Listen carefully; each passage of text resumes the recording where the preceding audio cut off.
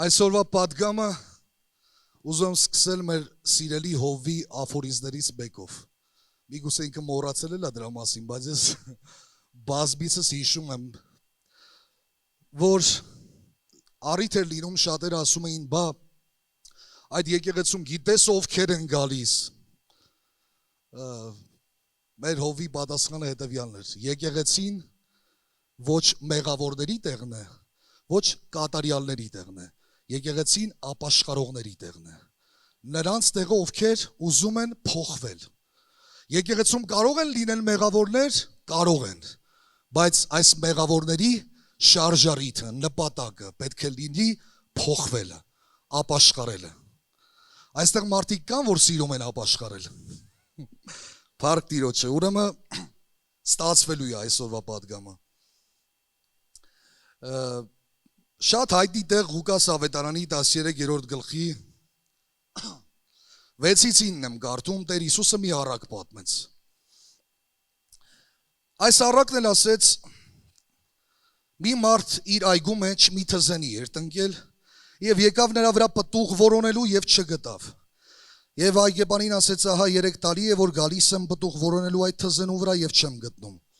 Կտրիր դրան, ինչու դա երկիրն էլ խափանի։ Նա էլ պատասխանեց եւ ասեց. Տեր, այս տարի էլ թող դրան միջև որ դրա 4 կողմը փորեմ եւ աղբացեմ։ Թերևս պտուղ բերե, ապա եթե ոչ, եկող տարի կտրիր դրան։ Իհարկե այս առակը Հիսուսը պատմում էր նկատի ունենալով Իսրայելին, ով շարունակաբար մերժում էր Տիրոջը եւ մնում էր անպտղաբեր։ Բայց տեսեք Մատթեոս 21:43-ում Հիսուսն ինչ է ասում։ Հենց Իսրայելին, ասում է դրա համար ասում եմ ձեզ, որ Աստծո արքայությունը ձեզանից կվերցվի եւ կտրվի մի ազգի, որ այն պտղաբեր կդարձնի կամ ով պտուղ կբերի։ Տեր Հիսուսը մերժող ժողովրդին ասում էր, ասում եմ ձեզ երկնքի թագավորությունը կվերցվի ձեզանից եւ կտրվի մի ժողովրդի, ով այդ թագավորությունը Աստծո պտղաբեր կդարձնի, ով պտուղ կբերի։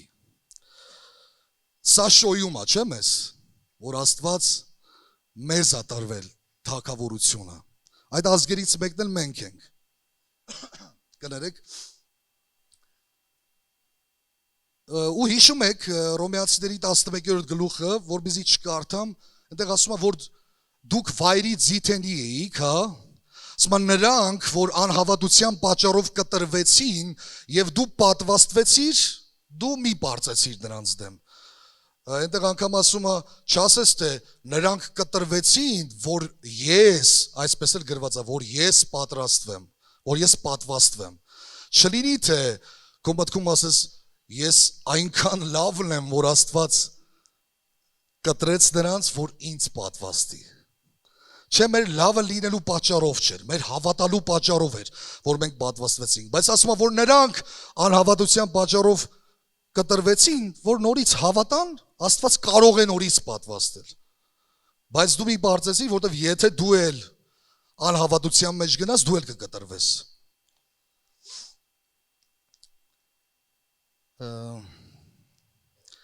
Այգին դա Աստծո եկեղեցին է, հասկանում ենք։ Նրա ընտանիքը, որտեղ ես եւ դու տնկվել ենք։ Բայց թե ոչ թե մեր շատ լավը լինելու պատճառով, այլ բացարձակ նրա շնորհքի եւ ողորմության պատճառով է, որ ես եւ դու կանչվել ենք, ընտրվել ենք, տնկվել ենք Աստծո այգու մեջ։ Դու Աստծո ընտրությունն ես։ Միանշանակ դա այդպես է։ Դու միշտ նրա ուշադրության կենտրոնում ես։ Նա երբեք քո կողքով անտարբեր չի անցնի։ Երբեք։ Առաջին բանը, որ ուզում եմ այս առակից վերցնենք, Տերը գալիս է նպատակով։ Նպատակը որն է։ Պտուղ որոնելու։ Եվ նա գալու է անպայման։ Տեսնում ենք, որ այստեղ գրված է, չէ՞, ասում ահա 3 տարի է գալիս եմ, միգուցե ինչ-որ մեկը կարդա այս արտահայտությունը հասկանա, որ ամեն տարին մի անգամ էր եկել։ Բայց ես ավելի շատ ուզում եմ այսպես հասկանանք, որտեվ կարող ենք այսպես հասկանալ, որ 3 տարի անընդմեջ եկել էր Տերը։ մշտական եկել էր, բայց պտուղ չկար։ Միգուցե դու մտածում ես այսքան մարդ կա փրկված, հենց ինձ պիտի ուշադրություն դարձնեիր Տեր։ Ուզում եմ ասել, այո, հենց Տերը անձամբ քո վրա ուշադրություն է դարձնում։ Այսինքն եթե բազմահազարանոց օրինակ եկեղեցի կա, այնպես չի, որ դու այդ եկեղեցու մեջ Աստծո աչքից հանկարծ վրիպեցիր։ Աստված անձամբ գալու է հենց քո վրա պտուղ որոնելու։ Աստված նպատակով է գալիս։ Այո, Աստված ուզում է հենց քո պտուղը ճաշակել։ Կարող ես ձեռքը դնել քո վրա, ասել հենց իմ։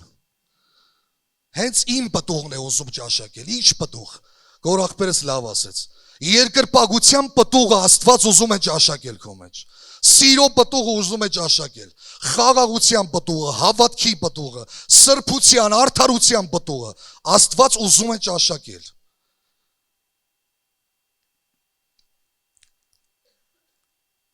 Երբ մենք չենք փոխվում, այսինքն աստվածային պտուղներ չենք բերում, սա վկայում է այն մասին, որ մենք այնքան էլ չենք հավատում, որ Տերը գալու է, որ Տերը ինձ այցելություն է անում, որ Տերը ինձ տեսնում է, նրա աչքից ոչինչ ծածկված չի։ Այդ այգում մտածում եմ միլիոնավոր ծառեր կային տնկված, բայց Աստծո աչքից այդ 3 տարվա մեջ չվրիպեց այդ թզերին։ Կապ չունի քանի տարի ես եկեղեցում, իմացի, որ Աստված անձամբ քեզ ուշադրություն է դարձնում, թե քո կյանքը փոխվում է, թե ոչ, քո կյանքում պտղաբերություն կա, թե դու շարունակում ես մնալ նույնը։ Հռոմեացիս 6:22 Բայց հիմա, որ մեղքից ազատված և Աստծո ծառա եղած եք, ձեր պտուղն ունեք սրբանալու համար, կամ ձեր պտուղը սրբությունն է, և նրա վերջը հավիտենական կյանքը։ Պտուղներից մեկը և շատ կարևոր, սրբությունն է,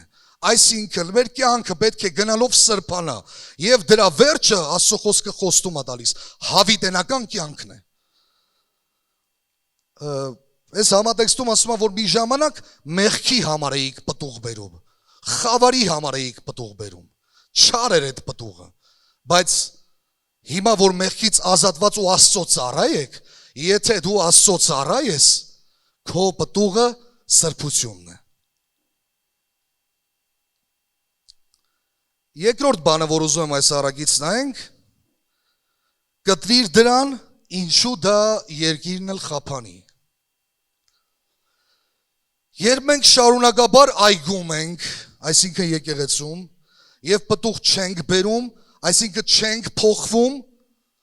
այդ նույն ողորմած Աստված, որ իր մեջ շնորհքի ու ողորմությամբ համեմատը մեզ կանչել էր, մեզ տնկել էր,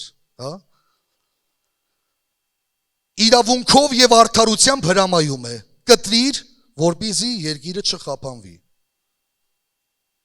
Այդ նույն սիրող Աստված, այդ նույն ողորմած Աստված, որ մեզ կանչել և դրել է իր տան մեջ։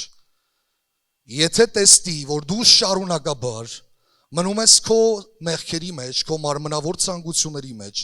Աստծուց հրաման է հնչելու, որ կտրվի այդ ծառը։ Ու ցավալիորեն, այսքան տարիների մեջ, որ ես եկեղեցում եմ, տեսնում եմ, որ ոմանք կտրվեցին։ Կտրվեցին։ Եվ ոչ թե իրանց համար այլևս հույս չկա, չեմ համարձակվի սա ասել։ Մտածում եմ, եթե նորից խոնարհվեն Աստծո առաջ, դառնան դեպի Տիրոջը, Աստված կարող է նորից պատվաստել։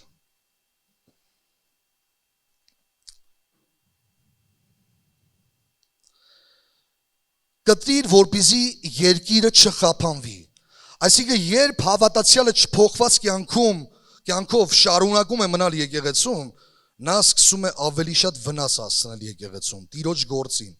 Մի խոսքով գայթակղություն է թե ներսինների, թե դրսինների համար։ Երբեմն լինում է այնպես, որ մարդը գալիս է եկեղեցի, արժանանում է ջերմ ընդունելության և լսում է, որ Աստված էլ ընդունում է այնպես, ինչպես որ ինքը կա, սա կարծես առիթ է տալիս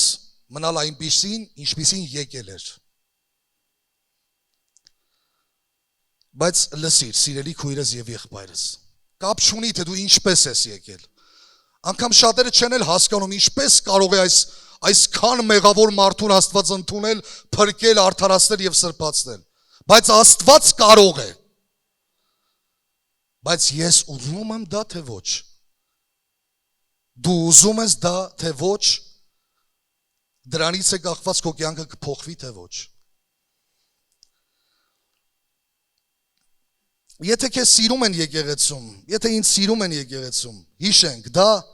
Աստծո սիրո պատճառն է։ Աստծո սերն է ստիպում։ Եթե սերը ծածկում է մեղքերի շատությունը, սա չի նշանակում, որ մենք պետք է առիթից օգտվենք եւ մնանք այնպիսին, ինչպիսին որ կանք։ Այդպես է, չէ՞, Աստծո խոստացում, ասում է սերը ծածկում է մեղքերի շատությունը։ Դե որ ինձ այսպես սիրում են, դե նորմալ է, էլի, որ սիրում ընդունում են, ուրեմն բան չկա փոխվելու։ Չէ, եթե մեզ սիրում են, հավատացեք, մենք ամեն մեկս մեր ներսում պետք է իմանանք, թե մենք ով ենք։ Մենք այնքան լավը չենք, որ մեզ շատ են սիրում։ Աստծո սերն է ստիպում, հա։ Աստծո սերն է պատճառը, որ մենք իրար սիրում ենք, իրար ընդունում ենք այնպես, որ կանք։ Բայց սա մեզ առիթ պիտի չտա մնալ նույն վիճակի մեջ։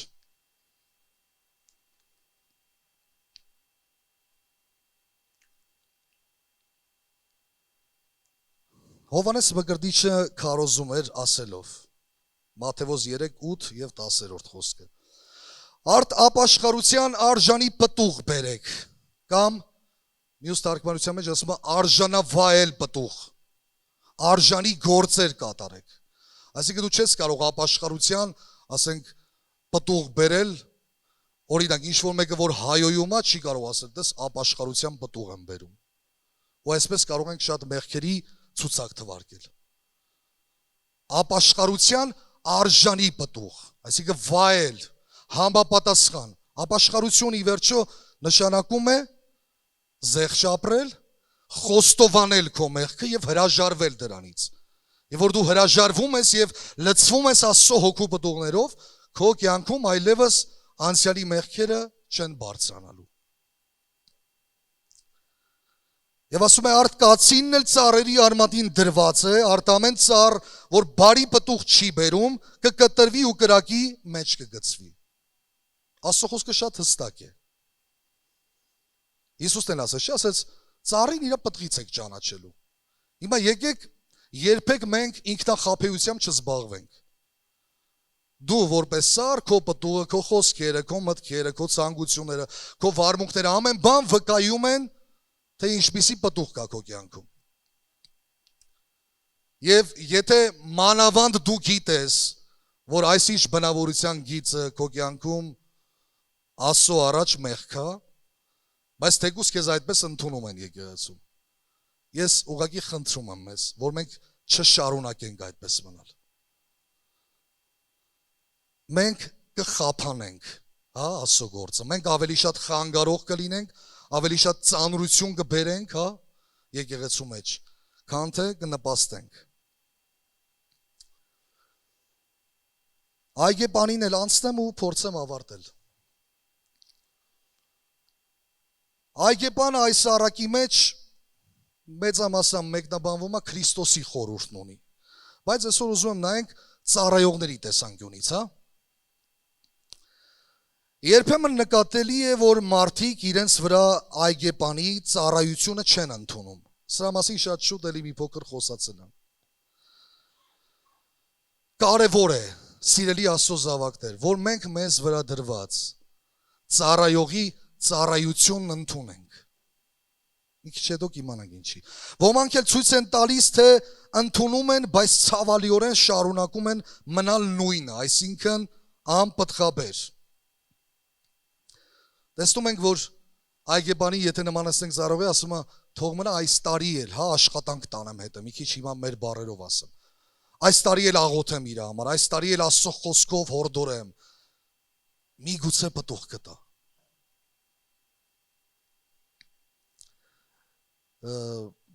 Ցավալի մի փաստել եմ նկատել եկեղեցում, որ ոմանք, որ լավ ծառայող ունեն, հա, լավ ծառայողներ ունեն, ու փառք Տիրոջը մեր եկեղեցում շատ լավ ծառայողներ կան։ Հաճախ իրանց հույսով են ապրում։ Հավատացեք, շատ լավ է, որ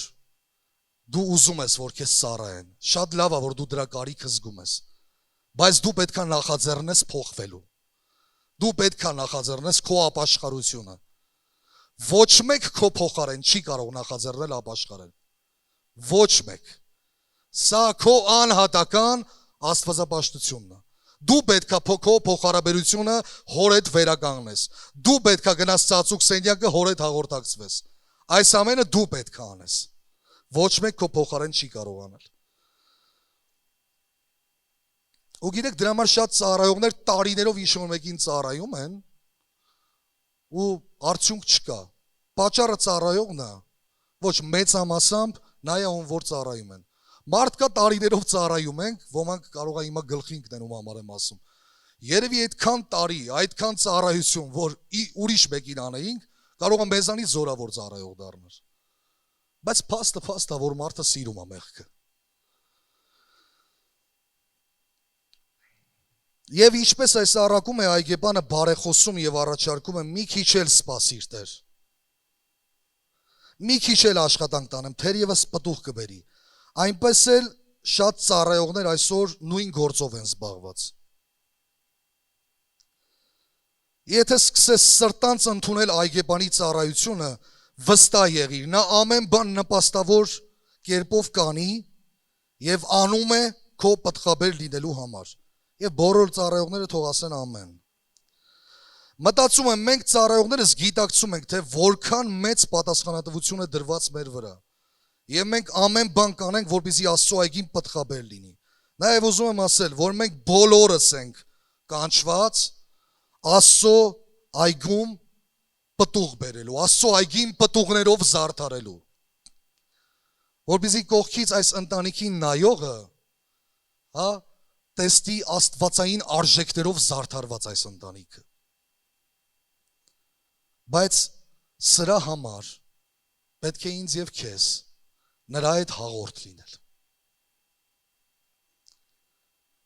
Շատ պտուղ բերելու համար նախապայմանը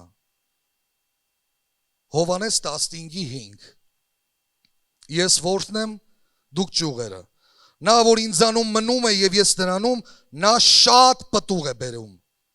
Շատ պտուղ է բերում։ Որովհետեւ առանց ինձ ոչինչ անել չեք կարող։ Ով որ մնում է ինձանում եւ ես նրանում, նա շատ պտուղ է բերում։ Ուզում ես շատ պտուղ բերել։ Ինձ եւ քեզ պետք է մնալ նրա մեջ, հաղորդակցվել նրա հետ, ավելի շատ ժամանակ անցկացնել նրա հետ, որտեղ ինչպես Գոր աղբերս էր ասում, դու եթե նրա հետ հանդիպեցիր, եթե նրա ներկայությունից դուրս եկար, կհասկանաս, որ շատ բաներ փոխվել է քո կյանքում, կամ շատ որոշումներ նրա ներկայության մեջ է ծնվում, որ մենք ոչ ենք ասում մեղքին եւ այո ենք ասում Տիրոջ կամքին։ Մեզ համբերություն է պետք, որ Տիրոջ կամքը կատարելով խոստմունքը ժառանգենք։